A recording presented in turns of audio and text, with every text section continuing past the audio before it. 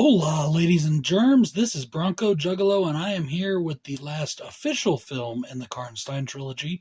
Now, we still have one more movie to go, but it is a unofficial film. It's still a Hammer film. It is part of the franchise, so to speak, but it's not one of the quote-unquote trilogy. This is Twins of Evil from 1971. Now, this is the Synapse Blu-ray, and this is not the best Blu-ray that I've seen, the best transfer. It's a little rough, but it's okay for now. Now, this was directed by John Hugh and stars Peter Cushing as Gustav Weil, Mary Collinson as Maria, and Madeline Collinson, identical twin, as Frida.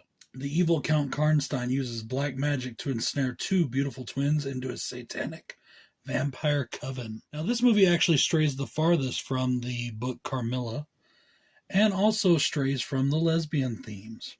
Ingrid Pitt refused to reprise her role, and so the role instead went to Katja Wyeth as Carmilla, also known as Mircalla in this movie. And some of the sets from the movie Vampire Circus were also used in this film. This movie was adapted into a comic book, and it was Cushing's first film after his wife's death.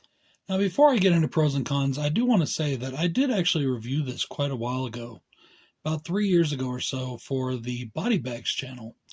I was contributing for them for a while, for I don't know how long it was exactly.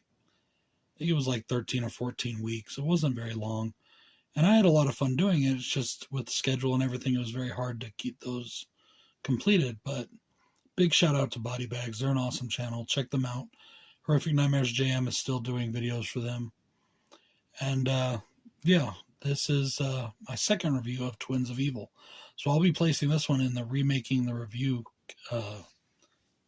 playlist as well. And I'll also link up that original review on this video. Now, as far as cons go, this time around, I only have one. And it's that the role of Carmilla, or / Mircalla, was actually really minor. It was barely in there for a couple minutes, and that was it. Then she was gone, and the story went on without her. Now, oddly enough, though, even though I didn't like that very much, and I do count it as a con, it really didn't hurt this movie. And my first pro is Mary and Madeline Collinson.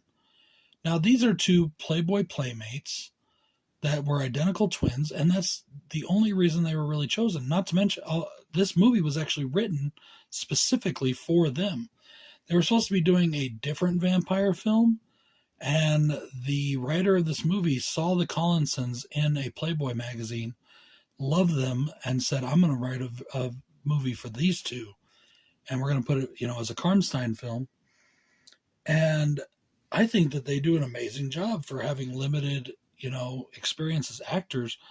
I thought they were both really good. I was very shocked at how good they were. And they're both beautiful. They're absolutely gorgeous. They have this innocent look about them as well that really lends to the roles. The Count is absolutely menacing. And that's this guy right here.